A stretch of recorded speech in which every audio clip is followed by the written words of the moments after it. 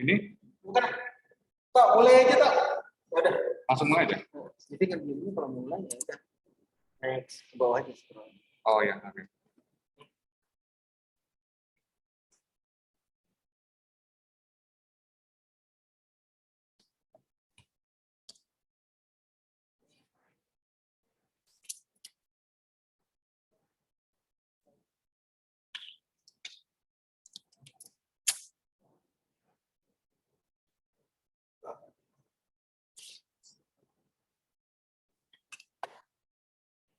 Bang ngontok. Oh, ambil aja bang. Apa? Mulai. Oh, belum. Kamera. Oh. Ini baru 2 orang yang gabung. Ya baru 4 orang lah bang. Oh, 2 orang. Berempat karena kita 2. Oh iya betul.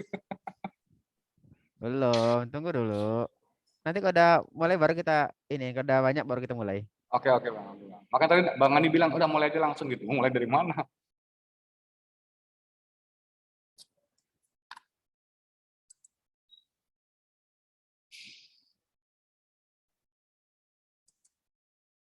Aku gini aja Maya, kalau nggak perlu ngapa-ngapain lagi.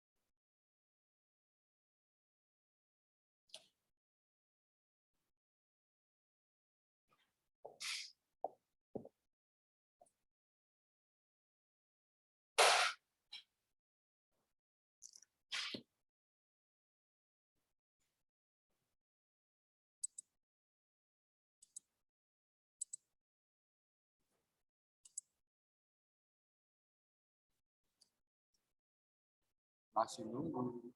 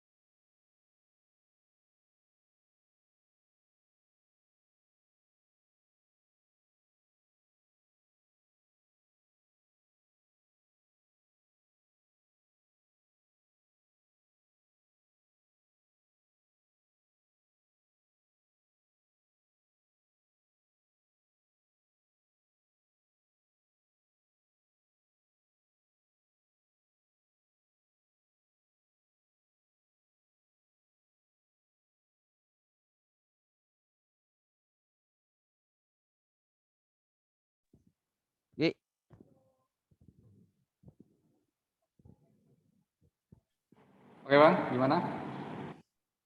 Itu ya, yang bolnya udah. Udah yang udah.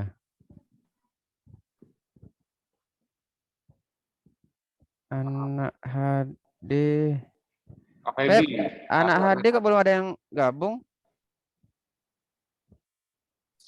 Oke, aku share di grup lagi ya. Heeh. Jangan dimarahin Kak. Halo lah. Ugi kayaknya siap kali Ugi. Nggak siap aku. Nah, kita mulai sugit dulu gak apa-apa lah. Ya. Assalamualaikum warahmatullahi wabarakatuh. Salam warahmatullahi wabarakatuh. Selamat siang dan salam sejahtera untuk semua. Hari ini kita ada 2 presentasi dari teman kita yang sudah pelatihan. Yang pertama adalah Sigiono yang mungkin nanti ada beberapa hal yang berhubungan keperawatan sehubungan dengan tindakan-tindakan angiografi ya, angiografi dan mungkin angiografi aja kayaknya ya. Iya, angin aja Bang. Angiografi aja. Ah, Jadi ada beberapa hal yang mungkin disiapin di teman-teman ruangan untuk persiapan pasien-pasien yang angio. Gitu ya. Satu lagi Febri yang akan memberitahu kita atau men-sharing ilmu tentang CAPD. Ya, CAPD di kita sih sebenarnya itu udah lama cuma di kita belum terlalu familiar di kita. Ya, mungkin di kita yang pertama tuh mungkin pasiennya bapaknya dokter Dini ya, tapi itu pun kita waktu itu agak susah gimana cara meresmatamnya gitu sampai bapaknya dokter Dini sendiri yang melakukan perawatan biasanya begitu ya. Ya. Oke, untuk menambah ilmu kita semua kami persilakan dulu untuk Sugi untuk presentasi nanti dilanjutkan dengan Febri. Silakan Sugi. Oke, Assalamualaikum warahmatullahi wabarakatuh. Saya Waalaikumsalam warahmatullahi wabarakatuh. dari radiologi mau mempresentasikan yang kemarin Bang ya, pelatihan kemarin di Jogja selama 3 bulan ya Bang.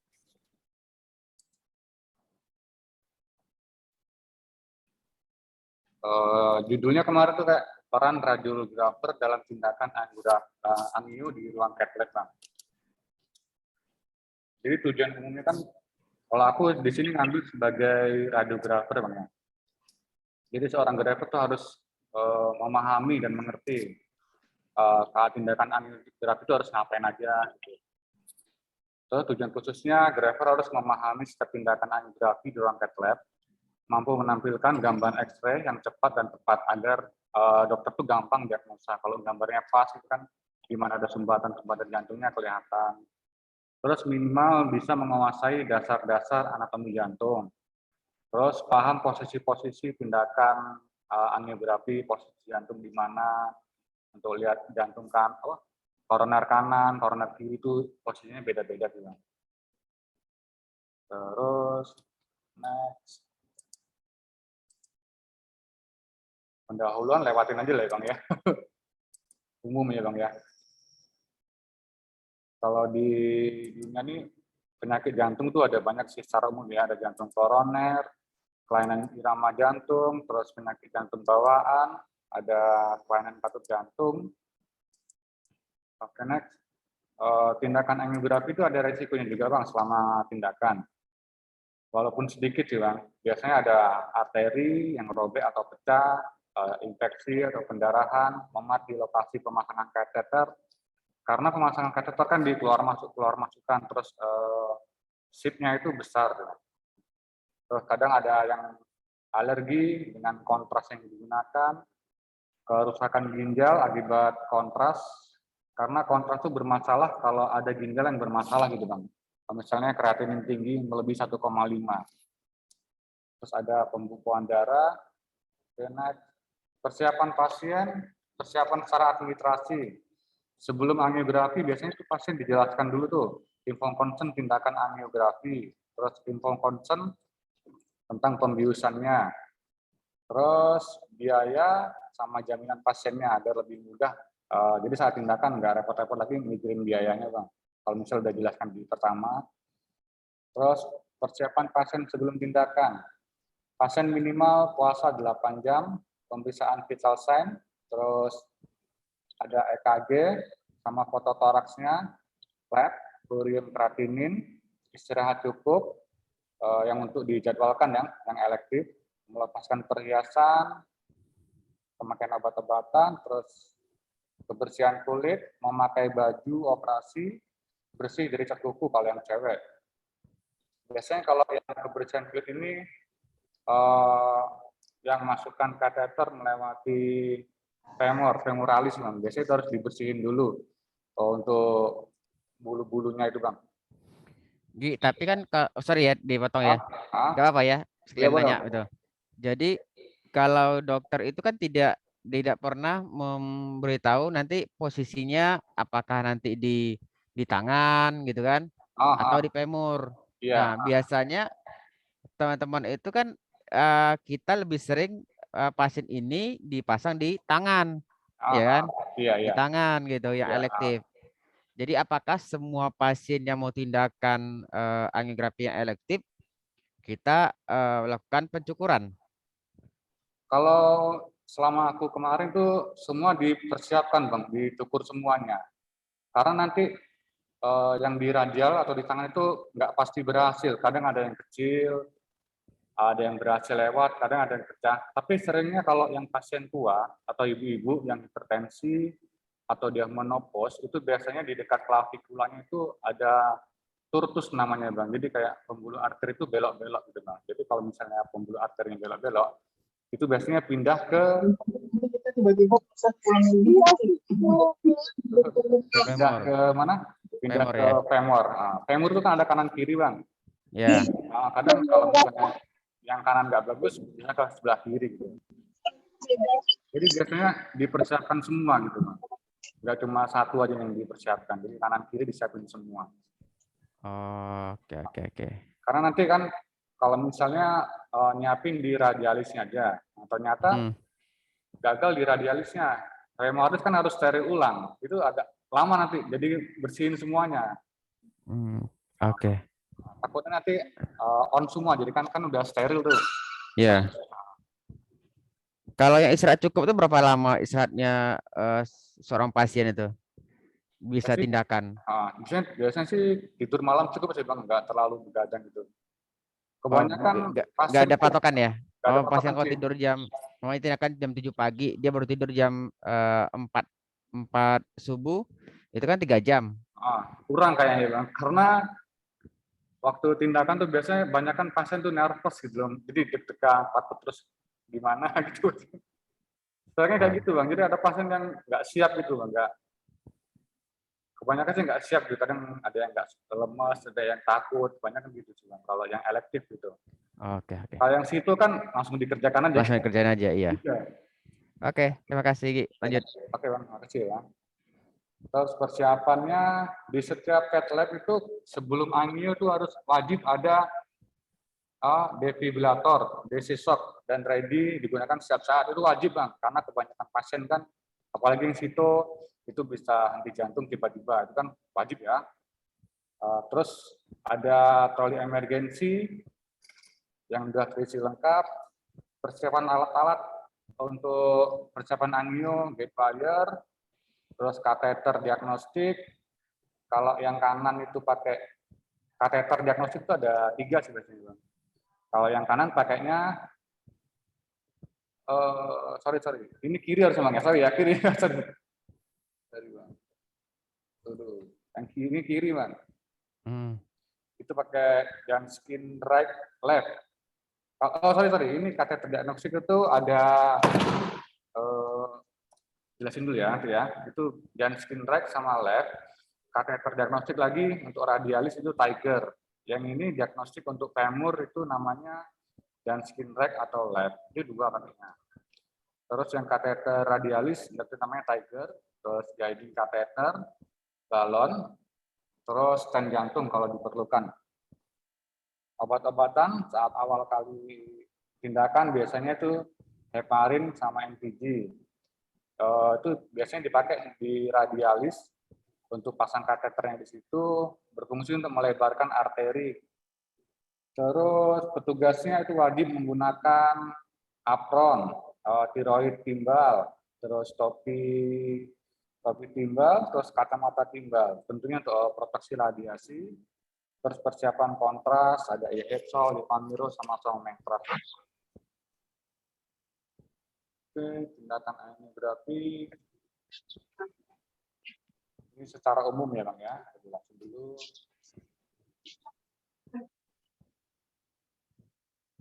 Oke, ini secara umum. Jadi dokter akan menyuntikkan anestesi lokal untuk membuat sayatan kecil pada kulit di femur atau radialis. Kateter akan dimasukkan ke dalam pembuluh darah di arteri melalui sayatan tersebut. Untuk femuralis biasanya menggunakan dua jenis kateter. Nah, tadi Bang. Janskin right dan Janskin left.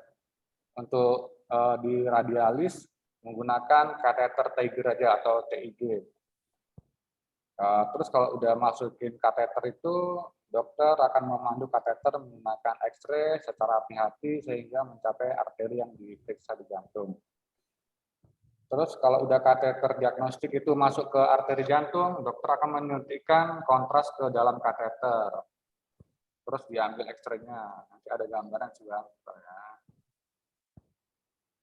Terus kalau angiografi itu ada dua sih Bang, kalau yang jantung ya. Itu yang pertama koronografi atau diagnostik, itu untuk melihat gambaran dari jantung kanan, itu koroner kanan, RCA. Terus sebelah kiri itu ada LAD, left anterior descending artery. Terus ada lagi LCX, left circumflex artery, dan left main coronary. Itu menggunakan kateter diagnostik yang dialiri dengan kontras. Oke.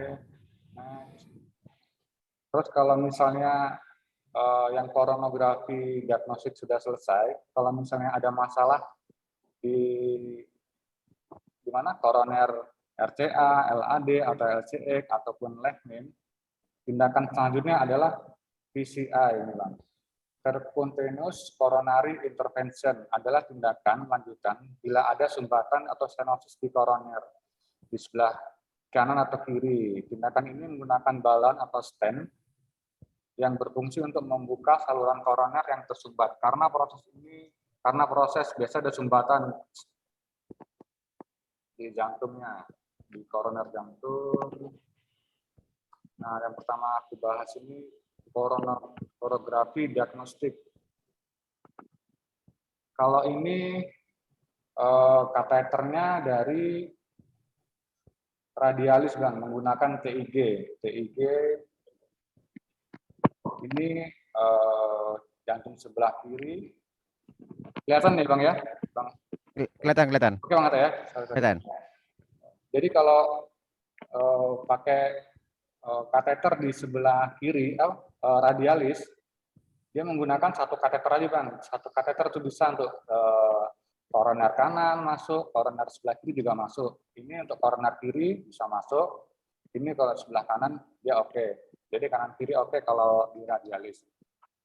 Tapi kalau untuk, nah ini susahnya nih Bang, kalau kebanyakan dokter jantung biasanya kan punchernya atau kateternya ngambil dia pakai radialis Bang. Dia lebih mudah karena cuma pakai satu kateter aja, satu Tiger tuh Bang. Nah, kalau radialis femuralis itu harus menggunakan dua kateter Bang, dia jenis ini. Jadi pertama kalau udah masuk yang lihat RCA jantung sebelah kanan udah dimasukkan, oke. Dia dikeluarkan lagi kalau untuk menggambar yang sebelah kiri, pakai Janskin sebelah kiri. Jadi harus 2 kali keluar masuk itu kateternya, kateter guidingnya. Oke, next. Nah ini kemarin posisi-posisi waktu aku pelatihan di saat itu Bang. Oke. Posisi pasien ya? Posisi apa? Pengambilan gambar. Pengambilan gambar. Nanti ada gambarnya sini sebentar ya. Nah ini Bang, yang pertama itu posisi RAO 10 derajat atau kranial. Kalau untuk RAO ini fungsinya untuk melihat lebih jelas gambaran LAD-nya. Ini LAD-nya lebih jelas. Ini posisi pasiennya. Jadi pengambilan siamnya, siamnya nggak putar ya? Iya, siamnya udah putar-putar nih Bang. Oh siamnya putar, siamnya putar. Pasiennya tetap di posisi sama? Iya, pasiennya tetap tidur telentang si AP supen gitu. Jadi ini pasiennya tidur telentang, siamnya di atas kepala pasiennya 10 derajat. Ini. Terus dia miring ke sebelah kanan. Jadi hasilnya seperti ini, Bang. Ini LAD, ini gambaran animasinya, ini gambaran aslinya. Ini gambaran LAD-nya. Oke. Next. Terus ada posisi spider namanya, Bang. Itu posisi spider tetap sih sama posenya AP supen, nggak berubah, cuma si AM-nya yang berubah. Itu posisinya LAO 45 derajat sama caudal. Jadi ini si AM-nya di bawah perut pasien, teman-teman. Untuk melihat ini namanya left main. Oh, lab man-nya ya. Ini LAD, LCX-nya. Oke, fokus di left main-nya. Next. Yang ini ada posisi lagi RAO 20 derajat sama caudal. Seperti ini posisinya. Itu untuk melihat LCX-nya. Arteri sirkumfleks di sebelah kiri. Fokus ke sebelah kiri aja ini, Bang. LAD-nya kebuang jauh, kurang jelas. Jadi fokus di LCX-nya aja. Terus ini untuk melihat jantung sebelah kanan, posisinya LO cranial. Posisi siamnya di atas kepala pasien 10 derajat, terus di sebelah kirinya pasien. Jadi ini koroner sebelah kanan pasien, Bang ya. Ini koroner sebelah kanan pasien. Oke, next. Ada lagi 2 posisi lagi untuk melihat koroner sebelah kanan. Tadi pakai LAO, posisi siamnya di sebelah kiri, yang ini posisi siamnya di sebelah kanan atas pasien, di atas kepala pasien. Ini hasilnya, hasil X-ray-nya seperti ini.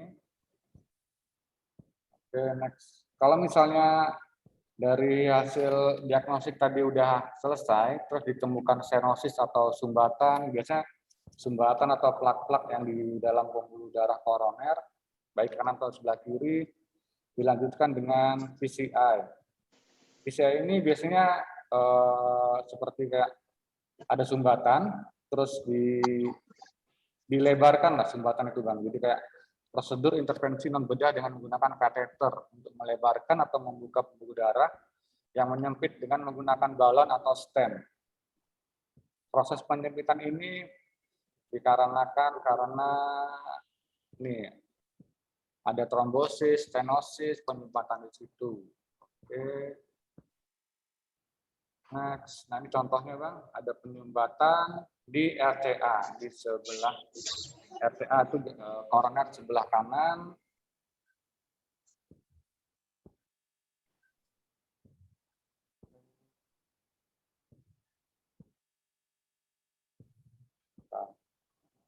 Jadi harapannya kan sumbatan tadi dimasukin kateter, terus kateternya itu dimasukin lagi sama namanya wire, Bang. Jadi wire itu nanti masuk ke lubang kateter, dia melewatin sumbatan itu, terus setelah melewatin sumbang itu biasanya dalam kateter ada namanya wire, terus di wire itu nanti dimasukin lagi pakai balonnya pada daerah yang menyempit. Setelah pembuluh darah terbuka, biasanya dilanjutkan dengan pemasangan stent.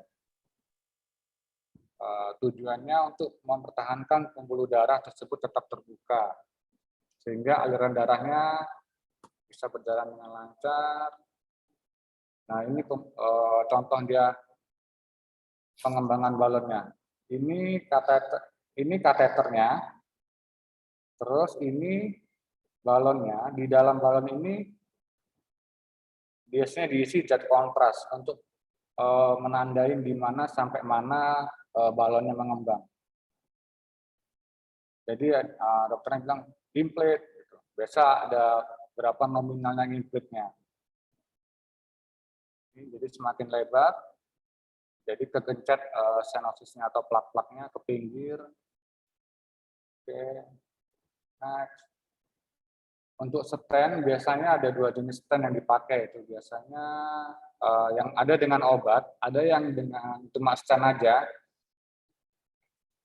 Kalau dengan obat itu biasanya yang untuk plak-plak yang keras, biasanya diharapkan untuk agar plak-plak itu nggak menyumbat lagi, dia bisa lembek terus hilang. Harapannya hilang plak-plaknya itu, nggak tumbuh lagi. Ini model-model stand-nya. Ini berbagai ukuran ya Bang ya, ada yang panjang, ada yang pendek, ada yang besar. Nah, seperti ini gambar stand-nya.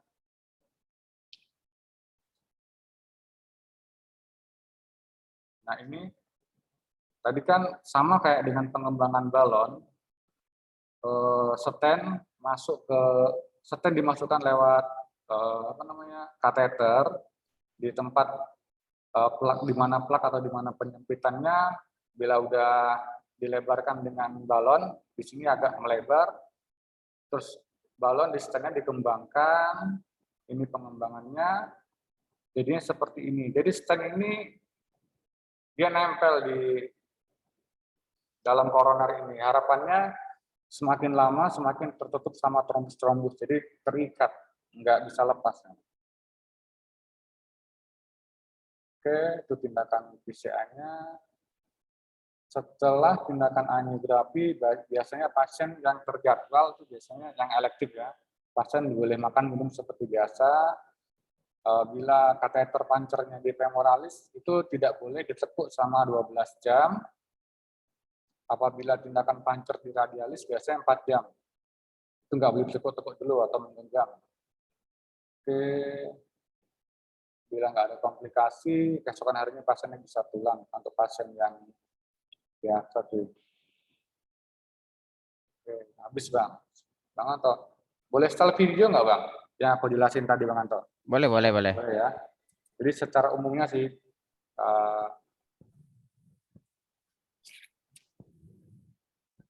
nah ini kan ada sumbatan atau Sumbatan. stenosis, plak-plaknya di pembuluh darah jantungnya.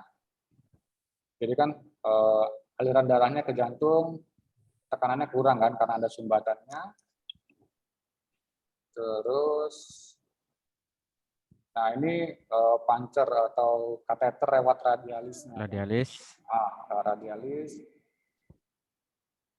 Oke. Lewat radialis arteri. Pertama kan dipancer dulu, udah masuk, pakai wire, namanya wire nih, kawat kecil ya Bang, kawat kecil untuk petunjuk arah masuk sip. Ini namanya sip. Sip itu ada berbagai ukuran, ada yang 4, 5, 6, sama 7. Biasanya yang sering dipakai kalau coroner tuh 6, 5 atau 6. Kalau udah masang sip, namanya ini wire. Wire-nya masuk terus ke dalam arteri, sampai ke jantung pasiennya. Oke. Kalau udah masuk wire-nya, dilanjutkan sama kateter. Nah, ini kateter diagnostik nih, yang pertama nih, kateter diagnostik. Nah, tujuannya ke sebelah kanan atau ke sebelah kiri, yang ini diambil ke sebelah kiri di LCX ini. Oke. Oh, wire sampai di pena kava aja ya? Iya, wire cuma untuk petunjuk arah aja Bang, sampai ke mana jalannya. Jadi dipastikan, misalnya kalau udah masuk ke left main tuh, jantung sebelah kiri kan, dia stop di situ Bang, yang masuk cuma kateternya aja, ujung kateter. Jadi nggak masuk semuanya. Takut nanti robek Bang, tajam ujung wire. Nah, ini masuk kontrasnya ya, di LCX-nya.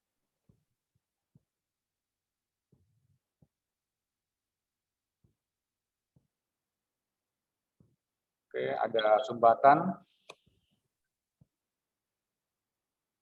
Ini masuk wire. Ini wire-nya beda lagi. Kalau tadi wire guiding, kalau ini wire balon. Pertama masuk balon ke dalam stenosisnya, pembuluh koronernya, dikembangkan.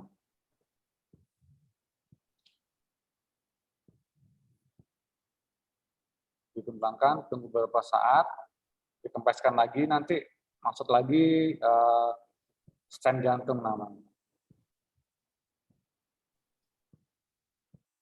Oke, kalau sudah lebar gini kan, sekarang gantinya pakai stent. Nanti stent ini yang ditinggal ke dalam koroner jantungnya. Kalau stent ini ada banyak ukuran macam ya. Dari setiap pasien kan beda-beda tuh, sumbatannya di mana, panjang sumbatannya. Oke, stentnya masuk ke dalam pembuluh darah, koroner, dikembangkan balonnya. Kalau sudah yakin kembang, baru ditarik semua, Bang. Oke. Oke. Udah gitu aja sih, Bang. Selesai. Oh, jadi gitu aja ya. Oke. Ya. Cukup sih, Bang. Oke, terima kasih Sugi. Mungkin teman-teman ada yang mau diskusikan tentang Sugi lebih ke radiografernya ya. Iya, Tapi ini ada beberapa hal yang berhubungan dengan pos tindakan dan sebelum tindakan. Gitu. iya, Ada teman-teman yang mau ditanyakan kira-kira? pos tindakan atau sebelum tindakan sih. Kalau intra tindakan itu teman-teman radiografer sama yang angiografi ya. Kalau kita Ah, di ruangan udah enggak lagi gitu ya. iya sih, Bang. Eh, Karena kebanyakan aku kemarin asuhannya sama radiografer. Kalau untuk perawatan, beda lagi perawatannya. Iya.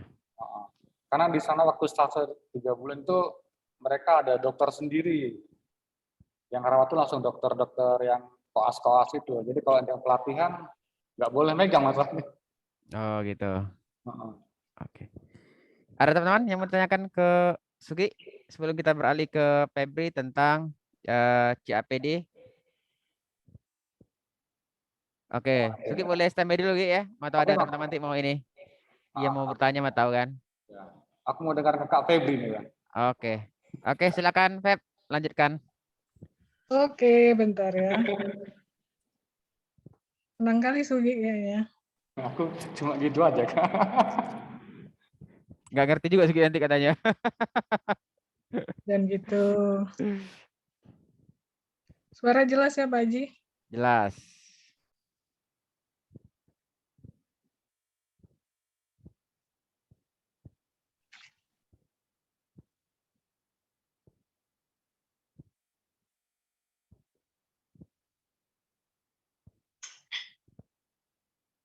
Nggak loading nih.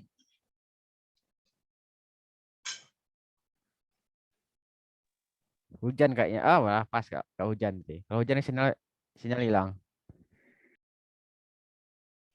Cerah nih kayaknya Pak Haji membawa itu materi. Bicara kurang ajar.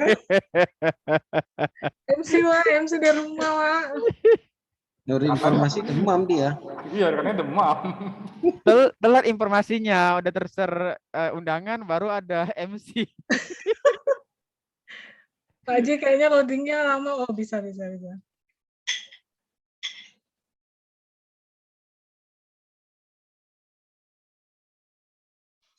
Oke, jelas ya?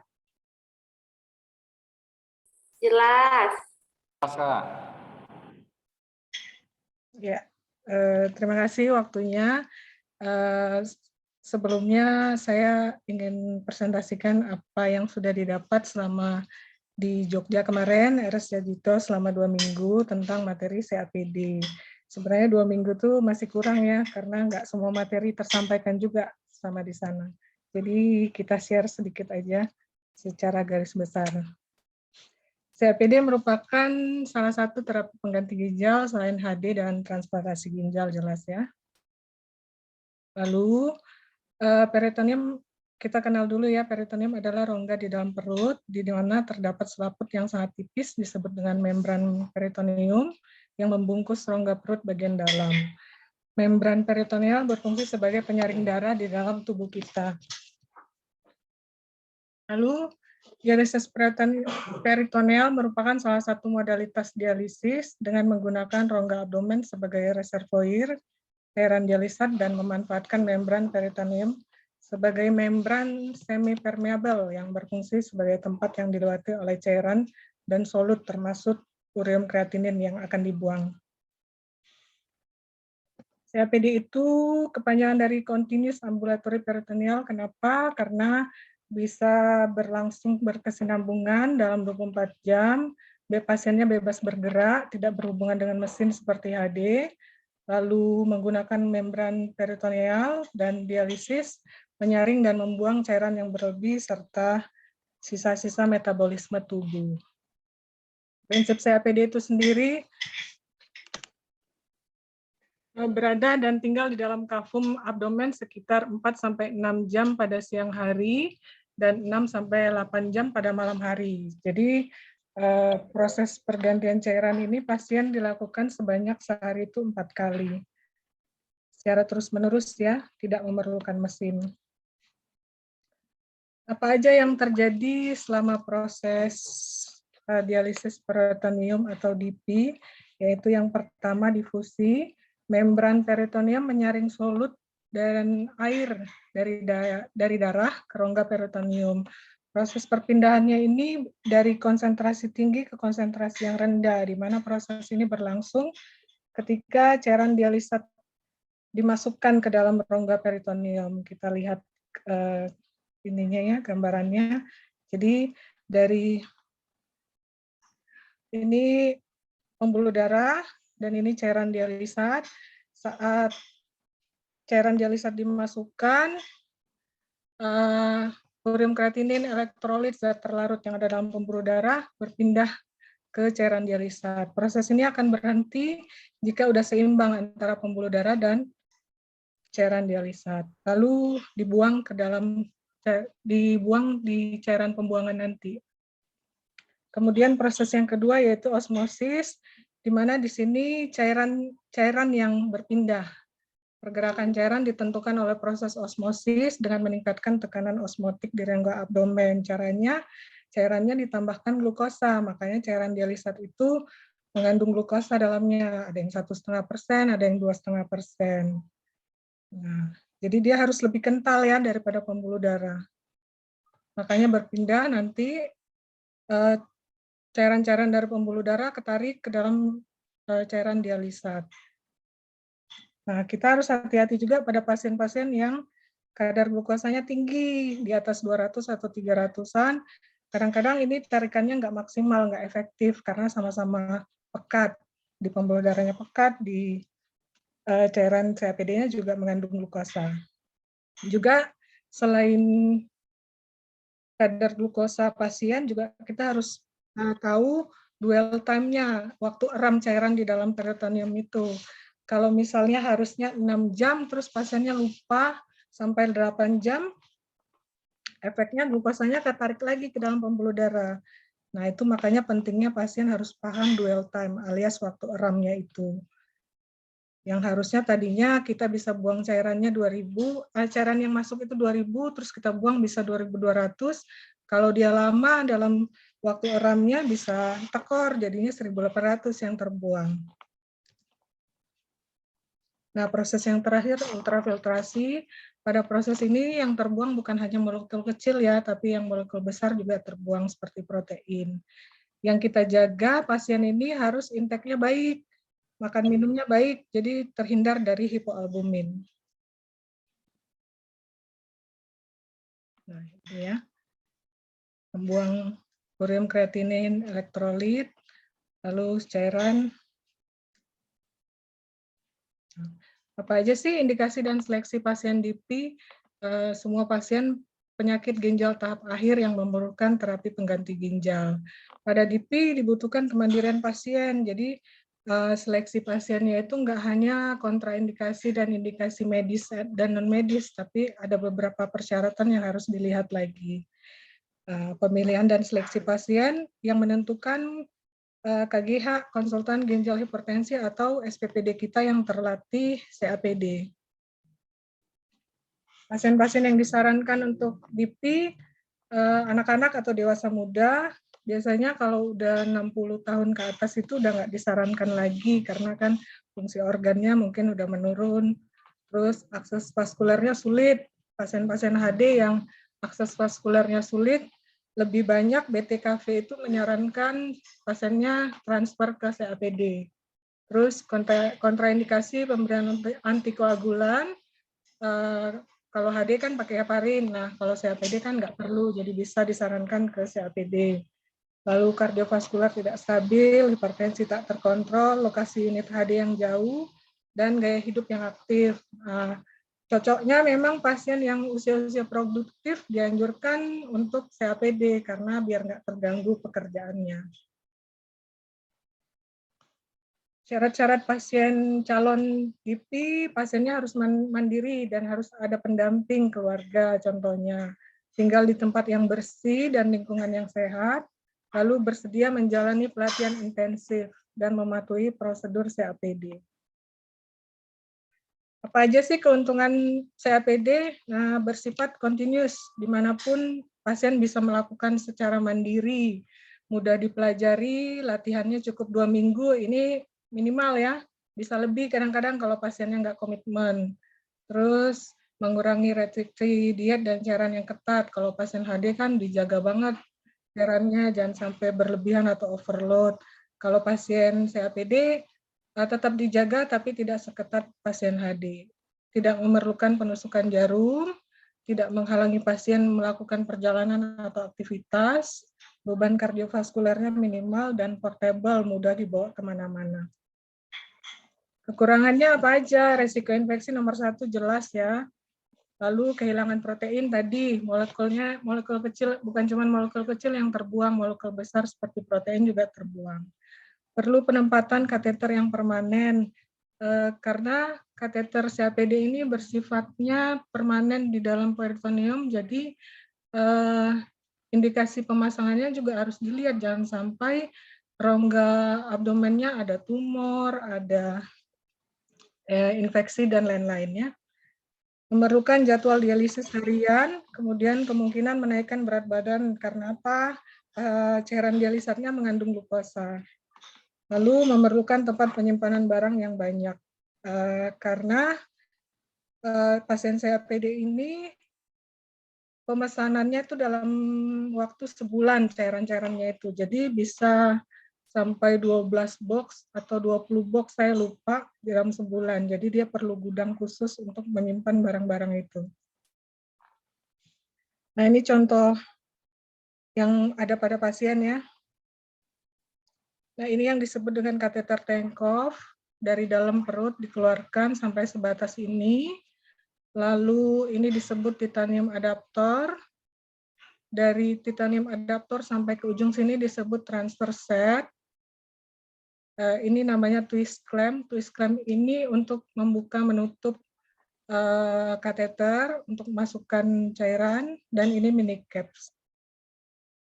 Mini caps ini kita ganti setiap 6 bulan wajib. Nah, perawatan post-op pasien operasi CAPD, pertama yang kita lihat amati post-op-nya, apakah ada kebocoran dan perdarahan, lalu kolaborasi pemberian analgetik.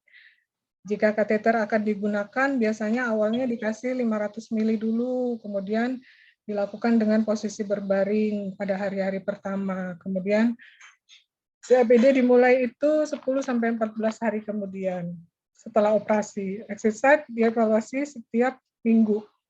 Biasanya paling cepat itu 10 hari udah sembuh, udah bisa dimulai CAPD. Komplikasi awal dari CAPD yaitu infeksi tunnel dan peritonitis. Tanda-tanda infeksi tunnelnya, nyeri ya sepanjang tunnel jelas, lalu demam, bengkak atau kemerahan. Edukasinya kita bersihkan 1-2 kali per hari, gunakan krusta itu koreng ya, dengan NaCl atau sabun antiseptik.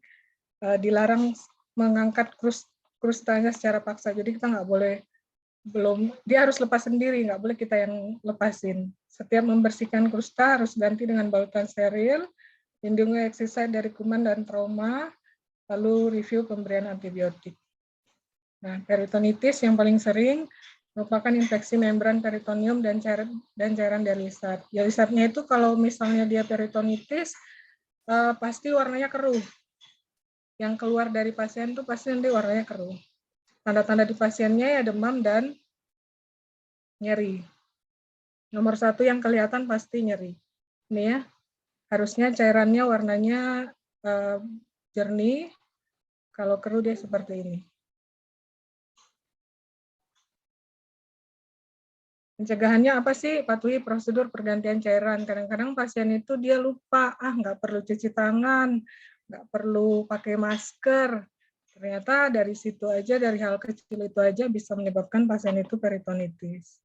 Jaga kebersihan diri dan lingkungan, pasiennya jadi harus bersih ya, mandi, teratur. Lingkungannya juga nggak boleh pelihara binatang di dalam ruangan yang untuk mengganti cairan itu.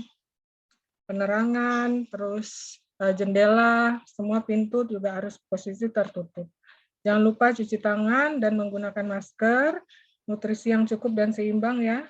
Lalu kontrol rutin ke rumah sakit biasanya setiap 1 bulan. Nah,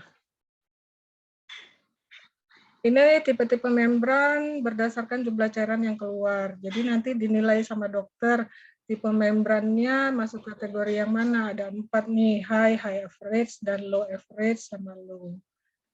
Nanti ada pemeriksaannya namanya PET. Dari PET itulah nanti keluar hasil tipe membrannya yang mana nih yang cocok. High average, biasanya yang paling banyak sih high average yang paling cocok untuk COPD. Low average juga paling cuma 30% pasien yang masuk kategori ini. Kalau yang low, biasanya dia akhirnya ujungnya transfer ke HD lagi karena nggak maksimal mencapai target clearance kreatininnya.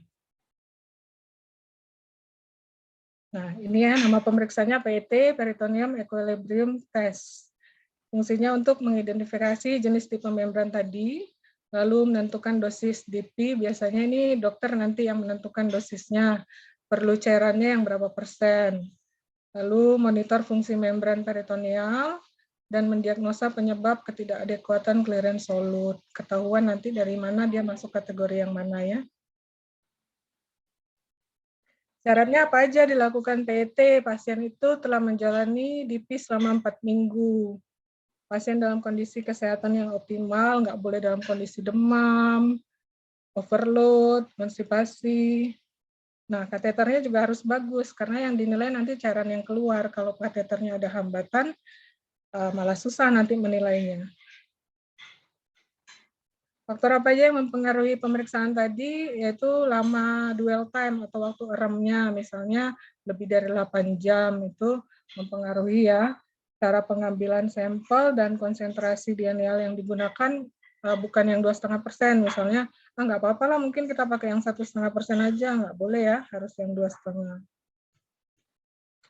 Apa aja sih yang harus diperhatikan pada pasien calon DP, yaitu pertama, kenapa ya pasiennya memilih COPD, pasiennya juga harus ada yang bertanggung jawab pada proses pergantian cairan, support keluarganya bagaimana, lingkungan rumahnya bagaimana, kebiasaan pasiennya dalam menjaga kebersihan, status emosional pasien, dan aktivitas pasiennya bagaimana. Nah, proses edukasinya kita nilai kemampuan dan kesiapan pasien untuk belajar. Kadang-kadang pasien di awal aja tuh mau, ternyata di tengah-tengah males. Jadi kita harus ada fase buat rencana edukasi sampai ke fase evaluasi. Kesuksesan trainingnya juga tergantung dari kepercayaan tim ya, antara tim COPD-nya ini mampu nggak komitmen dan dedikasi dari dokter serta perawat COPD. Tujuannya apa? Tujuannya pasiennya mampu melakukan prosedur dengan aman dan dapat mengenal infeksi serta mengerti respon yang dirasakan. Jadi pasien tahu misalnya dia udah nyeri apa yang harus dilakukan. Hubungi langsung perawatnya. Lalu materi yang diberikan apa aja sih? Overview DP, dialisis peritoneal, semuanya kita kasih tahu ya, teknik aseptik, cuci tangan, memakai masker, prosedur pergantian cairan, terus perawatan exit site, komplikasi, dan sampai ke protokol liburan. Ada catatan pasien juga yang harus diisi per hari selama pergantian cairan. Berapa lama waktu training yang dibutuhkan dilakukan terus-menerus sampai pasiennya benar-benar mampu. Itu kita pantau terus ya. Kalau pasiennya ternyata ada melewati 1 step pun, kita anggap pasiennya belum mampu. Bagaimana perawat melakukan trainingnya, yaitu pertama kita demonstrasikan dulu, terus setiap demonstrasi kita jelaskan secara detail pasiennya, lalu kita coba dengan kata kunci, biar pasiennya menjawab setelah ini tahap apa, sampai pasiennya bisa benar-benar menjelaskan setiap tahap, lalu pasiennya coba dengan pakai manekin, nah udah lolos dia dengan pakai manekin, baru dia bisa melakukan prosedurnya secara mandiri. Ya, ini tahap supervisi kita ya. Kita kasih feedback-nya apa, bagaimana, apa sih yang dikoreksi. Pasiennya kurangnya ini, kita kasih tahu langsung saat itu. Jadi pasiennya tahu apa kesalahannya. Apa aja yang dilatih, prosedur pergantian cairan, terus pasien mampu menilai cairan yang keluar. Itu cairan yang keluar dia harus tahu volumenya berapa agar dia bisa catat saat dia kontrol nanti. Dokter tahu berapa banyak cairan yang keluar, balansnya berapa, dan kejernihannya. Wajib tahu kejernihannya bagaimana, tulisannya bisa terbaca, nembus gitu. Jadi kalau misalnya dia keruh, nggak bisa kebaca, itu dia tanda-tanda pasiennya menuju ke proses infeksi. Pasien mampu menilai tanda infeksi tadi ya, terus pemberian terapi didampingi oleh staf, pergantian transfer set juga oleh staf terlatih, dan melakukan dokumentasi pada buku catatan harian pasien. Nah, ini proses pergantian cairannya. Pertama, selalu drain dulu. Jadi yang udah diramkan selama 6-8 jam itu dikeluarkan dulu selama 20 menit. Tandanya apa? Udah selesai. Biasanya kateternya tuh udah nggak hangat lagi. Udah dingin ya, teraba dingin. Nah, berarti udah selesai. Paling lama biasanya 20 menit. Lalu habis itu masuk ke proses flush. Flush itu kita fungsinya untuk membuang udara agar nggak masuk ke dalam rongga abdomen. Terus itu biasanya di hitungan detik aja, sampai 5 detik kita klem lagi, baru masuk ke proses fill, memasukkan cairannya selama 10 menit. Setelah itu kita lepas, udah diamkan lagi 6 jam, baru sambung lagi, kita buang lagi. Seperti itu terus-menerus ya. Nah, ini pergantian transfer set dengan teknik steril ya, dan dilakukan oleh staf terlatih. Bagaimana proses operasi CAPD-nya, nanti kita lihat ya, ada videonya. Nah, pemeriksaan PET tadi yang menentukan tipe membran menggunakan cairan dianeal yang 2,5%, lalu dilakukan pada jam ke-0, 2 jam kemudian, dan 4 jam setelah pengambilan sampel pertama. Pada pemeriksaan jam kedua disertai pemeriksaan kreatinin dan glukosa. Sampel wajib diberi label pasien dan keterangannya jam ke-0, jam kedua, dan jam ke-4. Nah, ini contohnya. Masukin dalam ke tabung seperti di rumah sakit kita, tabung ini ya, urin ya ini ya. Diberi label, tabung 1 jam ke-0, jam kedua, jam ke-4. Cairannya yang dipakai yang 2,5%. Yang ada saat ini sementara cuma 1,5 dan 2,5. Yang setengah sama 4,25 ini udah nggak ada lagi ya. Nah, ini kateter Tenkov yang masuk ke rongga peritoneumnya. Nah, kadang-kadang suka ada yang nggak tahu nih kateternya yang masuk ke dalam tubuh pasien nih harus yang ada lubang-lubangnya di sini. Kadang terbalik. Ada yang masukinnya yang ini. Nah, ini namanya titanium adaptor, penghubung antara kateter Tenkov tadi dan transfer set. Ini namanya transfer set ya.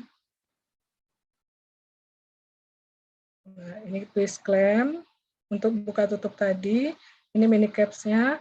Yang harus diperhatikan dari mini caps ini saat pergantian ini expired date sama ada busa di dalamnya. Busanya itu lembab sama povidone iodine.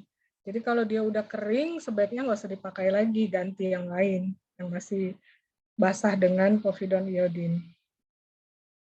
Nah, ini contoh bag CAPD-nya. Pasien biasanya udah modif sendiri ya, biar kateternya nggak lepas-lepas, dimasukin ke dalam kayak ikat pinggang mereka gitu, terus di resleting, masukin kateternya dalam situ. Ini contoh cairannya. Kalau yang ini 1,5%. Kalau 1,5% dia bedanya sama yang 2,5% ada ujungnya ini, yang kalau 1,5 itu dia warnanya kuning. Nih. Mana nih? Nah, ini kuning dia kalau yang 1,5. Kalau yang hijau itu yang 2,5%. Tandanya itu aja. Ini contoh buku harian pasien CAPD. Nah, pasiennya di rumah wajib ngisi nih selama sehari 4 kali ganti. Ini yang 1,5%, terakhir yang 2,5%, total balance-nya berapa. Nah, pasien juga harus punya tensi di rumah nih ya. Habis. Kita lihat video tadi yang operasi CAPD ya Pak Haji, boleh izin? Boleh, Beb.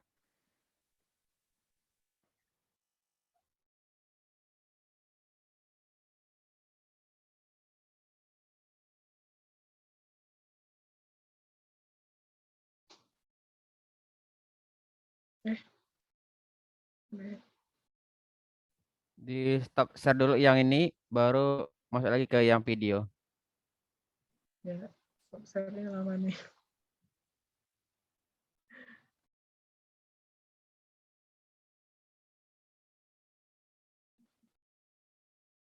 Haji bisa bantu nggak ya? Nggak bisa buka pula.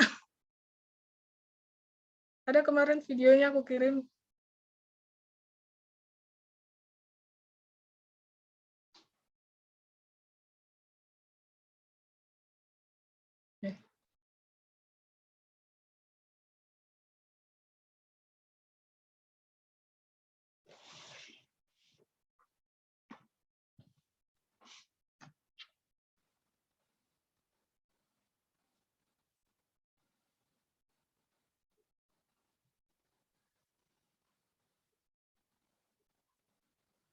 Tunggu, Beb.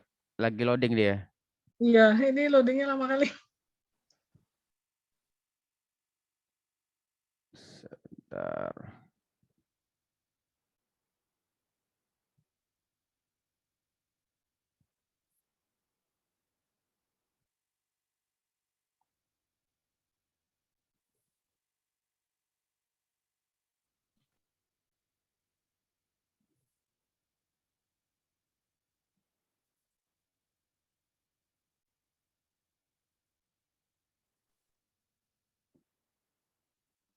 Kelihatan nggak ya?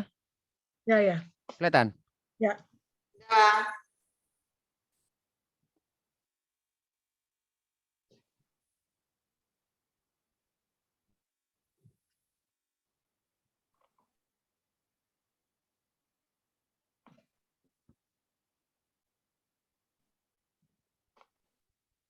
Nah, ini persiapan alat-alatnya tadi ya.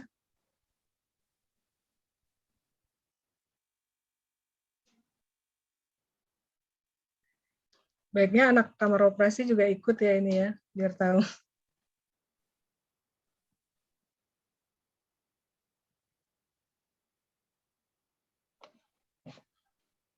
Kami juga nggak sempat ngikut operasinya karena memang terbatas yang harus ada di kamar operasi, jadi nggak sempat lihat.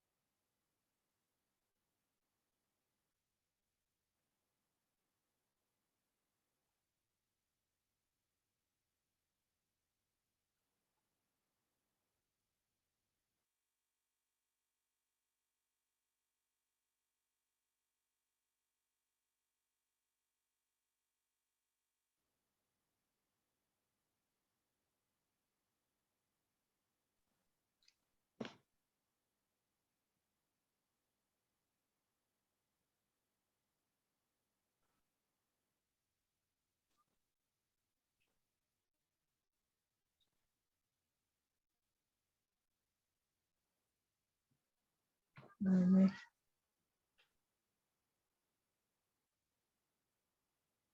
Mulai dimasukin kateter tank off-nya ya.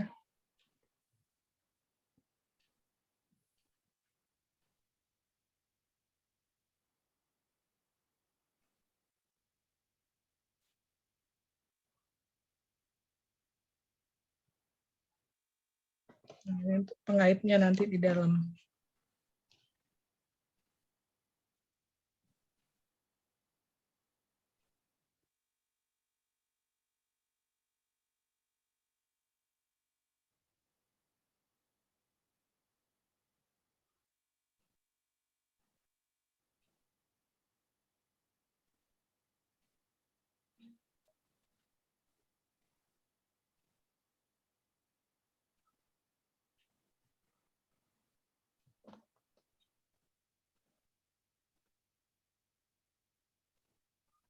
Nah, ini yang tadi yang dibilang lubang-lubang ini, nah ini yang di dalam rongganya nanti ya.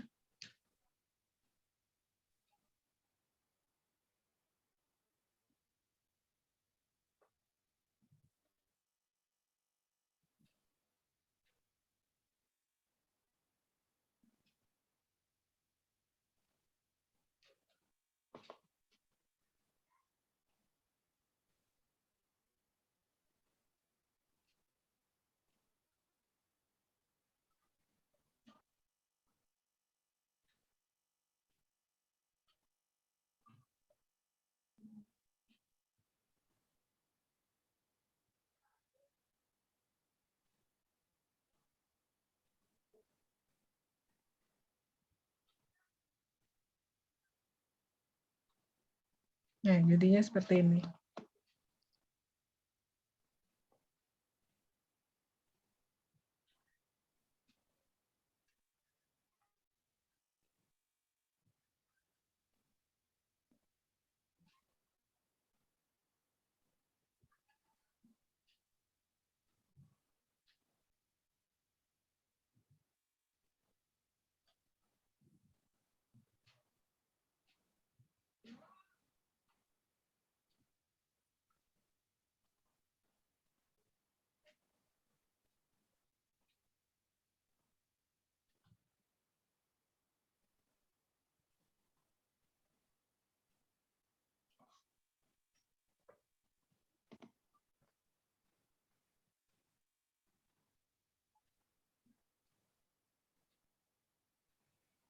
Ngilu ya ngelihatnya.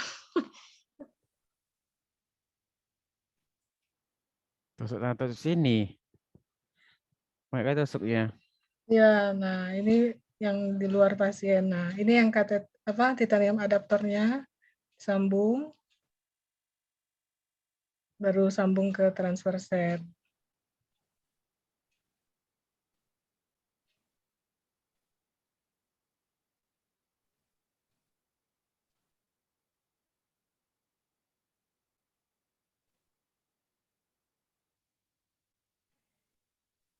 Febri, itu langsung masuk ke dalam kantung kencing ya Febri ya, kateternya ya? Rongga peritoneum. Rongganya aja ya? Nah, setelah udah terpasang ini, perawat CLPD-nya ngetes cairannya dibilas-bilas sampai nggak ada lagi perdarahan. Jadi di dalam kamar operasi ini perawat CLPD-nya membilas satu cairan 2000 mili tadi, cairan CLPD tadi. Nanti di ruang RR dibilas lagi. Nah, ini proses pembilasannya.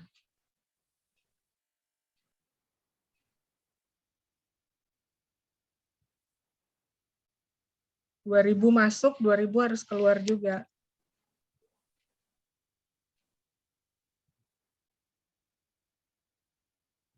Ya, udah selesai diklaim.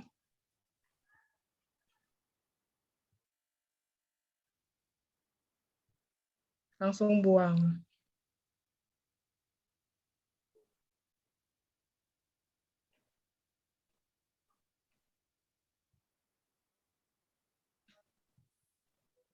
Oke. Satu lagi Pak Haji yang pergantian cairan yang Yang- di Masa Pep?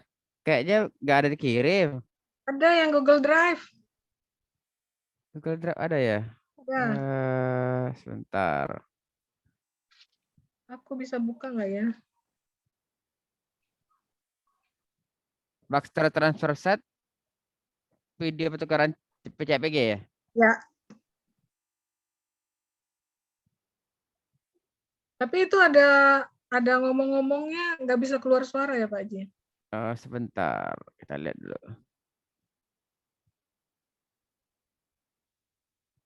Oh, nggak didukung. Nggak Oh, bisa. coba aku ya. Coba aku. Soalnya tadi loadingnya lama kali. Mana ya?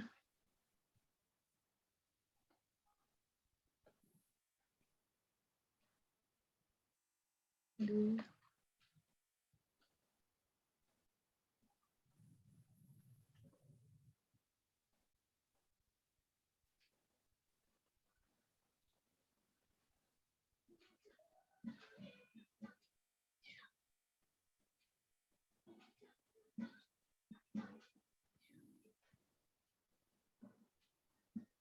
Waduh.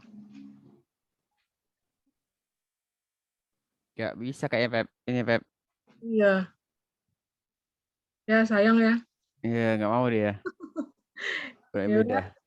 Nanti kita share aja, siapa tahu ada yang pengen lihat, kita share aja Iya. nanti. Oke. Oke, terima kasih Febri. Mungkin teman-teman ada yang mau didiskusikan atau ditanyakan, silakan. Peserta kita ada 42 orang. Kami persilakan. Kita buka diskusi.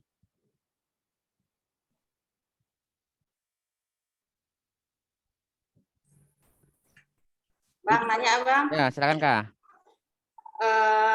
kalau ada pasien rawat inap nih, misalnya mau lakukan CAPD itu gimana alurnya ya, Kak? Nah, kemarin Febri kayaknya udah diskusi sama manajemen gimana Pep alurnya kita Pep.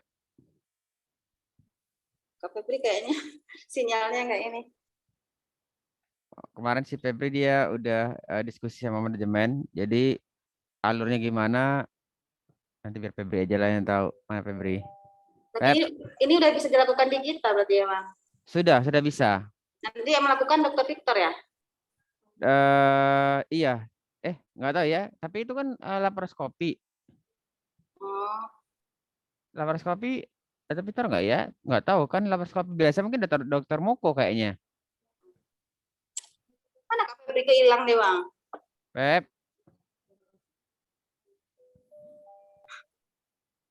Itu dia kayaknya. Pep. Ini dia kayaknya. Ya. Terlempar. Pep.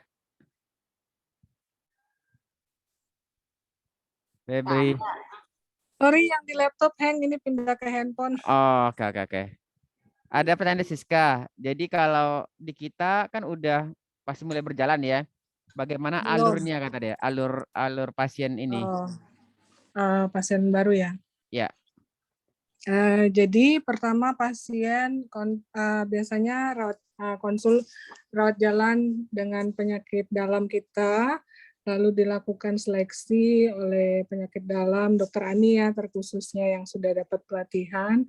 Nanti setelah sudah diseleksi secara indikasi medis, kontraindikasi tadi, misalnya pasiennya lolos, pasiennya sarankan ke HD untuk kita lakukan screening lagi. Nah, screeningnya itu kan kita lihat lagi benar-benar pasiennya kenapa dia milih CAPD, yang tadi materi yang saya sampaikan tadi kan, apakah benar bisa dilakukan mandiri, terus lingkungan rumahnya bagaimana, nanti udah selesai kita seleksi, lolos, pasiennya kita arahkan ke bedah digestif kalau di kita.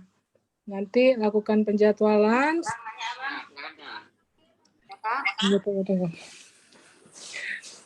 Setelah melakukan penjadwalan, terus pasiennya operasi, persiapan operasi, biasanya itu sehari sebelum operasi sampai setelah operasi itu total semua 5 hari perawatan. Setelah operasi itu 3 hari. Udah. Berarti ini harus dari rawat jalan ya Kak, nggak bisa pasien rawat inap nih. Ya, dari rawat jalan dulu, diseleksi dulu sama penyakit dalam kita. Benar-benar nggak pasiennya mampu menjalankan CAPD, jadi nggak langsung main, oh ya udah kalau dia mau CAPD silahkan, tapi banyak hal yang harus kita nilai, sampai ke rumahnya pun kita harus survei. Bagaimana lingkungan rumah pasien. Berarti nanti yang melakukan bedah digestif ya Kak? Ya, kalau di kita. Nah, harusnya emang siapa? Kalau di Dekat- Sarjito, dapat sisi tanya KGH tadi. juga bisa. Oh. Oke. Berarti nih kalau ada pasien rawat inap mau CAPD, berarti dia pulang dulu kan Kak, nanti kontrol dulu ke SPPD kan? Boleh. Ini bisa BPJS kan?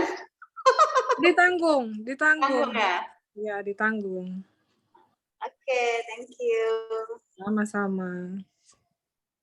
Terus Pep, kalau setelah dipasang nih, setelah operasi dipasang, kan tadi Ya. kan perawat CAPD kan melakukan tes cairan 2000 Ya. ya tadi ya, Ya. 2000. Terus pasien pindah ke ruangan. Di ruangan tuh Ya. nanti yang melakukan tes lagi di berikutnya kan ada 0, 2 jam, 4 jam. Oh, itu pemeriksaan PET. Kalau untuk Oh, betul. pembilasannya aja nanti kita per hari Pak Haji, sekali sehari. Nanti yang lakukan tetap tim CAPD-nya. Oh, berarti teman-teman ruangan hanya menilai apakah ada rembesan atau macamnya di Iya. itunya aja ya.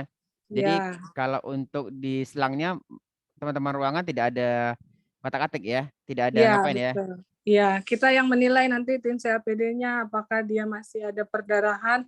Jadi kalau misalnya dia udah jernih ya cukup sehari sekali kita bilas-bilas. Kalau misalnya dia masih ada perdarahan sehari bisa 2 kali dilakukan. Oke. Sampai Baik. 3 hari post-op. Kan selama 3 hari perawatan setelah post operasi itu kita latih lagi pasiennya sampai dia pulang ke rumah nanti dia bisa bilas sendiri. Edukasi sampai ke rumah pun dari perawat CAPD ya. Ya, Teman-teman betul. ruangan berarti nggak ada informasi tentang edukasi CAPD. Enggak, tetap semuanya perawat CAPD yang melakukan. Oh, oke. Kan ada banyak tadi, ada cuci tangan, ada semacamnya itu dari CAPD semua ya. Ya, karena kita harus benar-benar nilai pasiennya benar nggak melakukan cuci tangannya secara benar, terus benar-benar nanti dipikirnya karena di rumah nggak perlulah aku pakai masker, ternyata masker itu juga perlu waktu pergantian cairan. Baik, baik. Mungkin ada lagi teman-teman di yang lainnya? Silakan. Dayang Bang. Ya, silakan. Kak Febri, mau tanya dong. Ngeri nih kayaknya. Alah, tak. Memang tak tahu.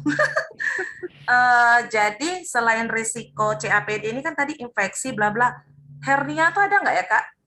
Ada.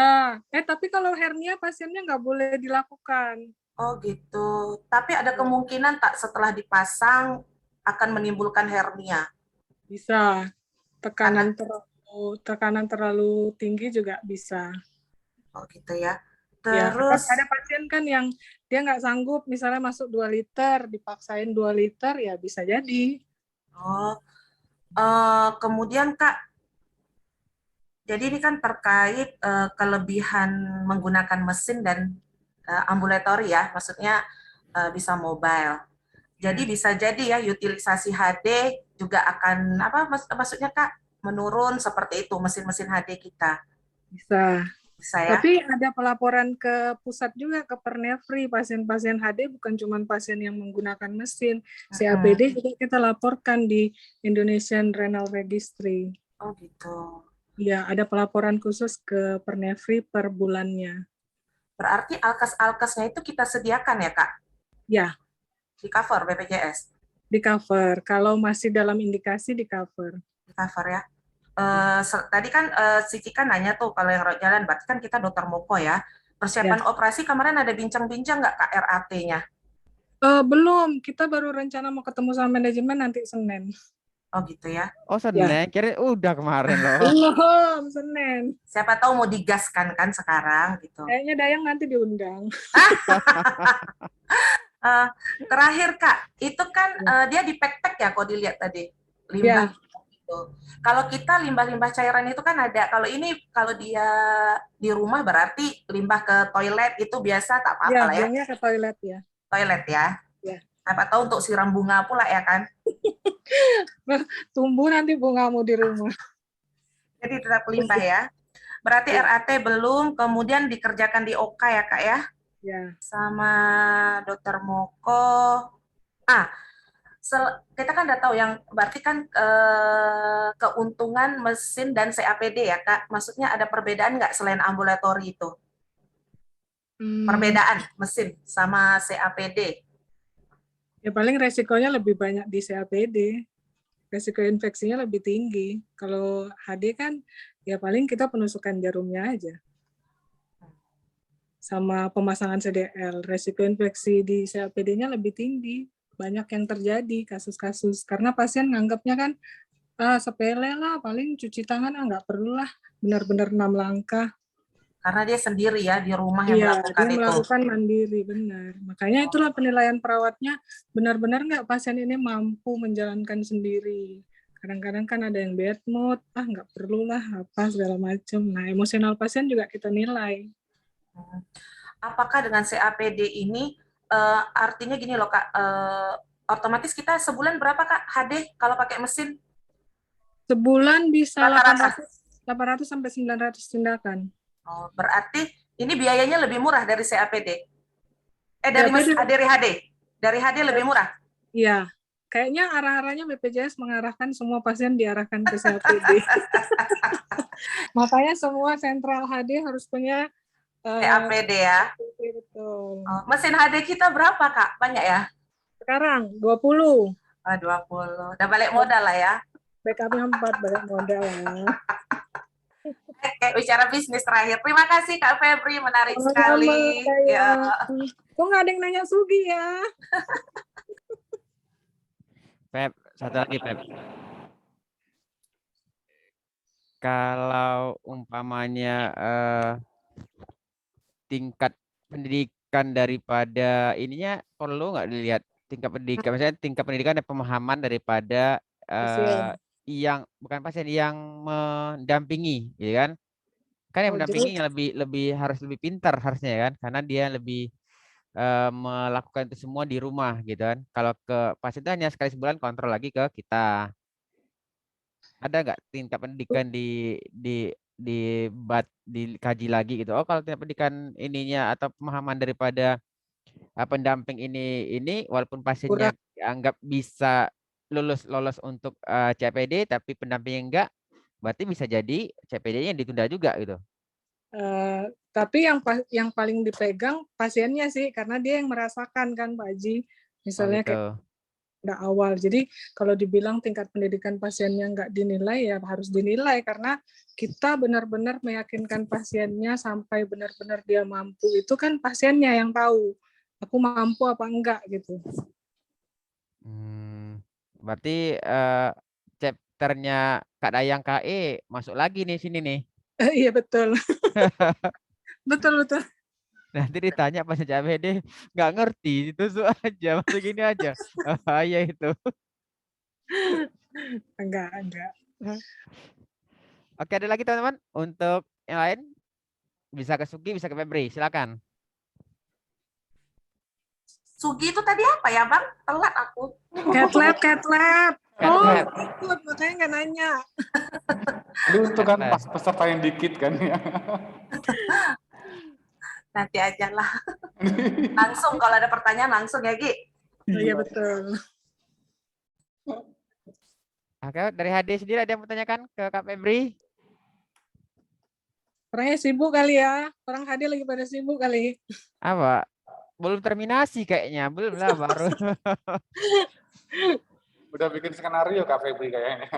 Oh, aja. Aku di rumah loh. Ada teman yang lain? Febri silakan. Kalau belum ada, teman-teman jangan lupa absensi. Link absensi udah di chat ya. Nanti ada post testnya untuk Kak Febri. Nanti saya share ke grupnya kepala ruangan. Nanti Kepala Ruangan akan meneruskan ke Pak Salim, sampai teman-teman ganggu. semua. Oke, Pak Welby mau bertanya? Berapa? Jelas Pak Ansol. Oke, silakan Pak Welby. Oh enggak. Bocor. Oke. Oke, kalau nggak ada lagi, terima kasih pada Sugi, terima kasih kepada Febri, terima kasih kepada teman-teman semua. Semoga apa yang disampaikan oleh teman-teman kita berdua ini menambah ilmu kita, menambah pengetahuan kita, sehingga lebih siap kita untuk memberikan pelayanan lebih optimal lagi. Terima kasih untuk semuanya. Mohon menjaga kesehatan. Saya Eri, Assalamualaikum warahmatullahi wabarakatuh dan selamat sore. Makasih Pak Haji. Terima kasih Terima kasih. Kak Febri. Makasih sayang. Link postas, Bang. Ini mah ngeri kali. Ya, nanti tak share. Sampai ini. Udah semangat nih.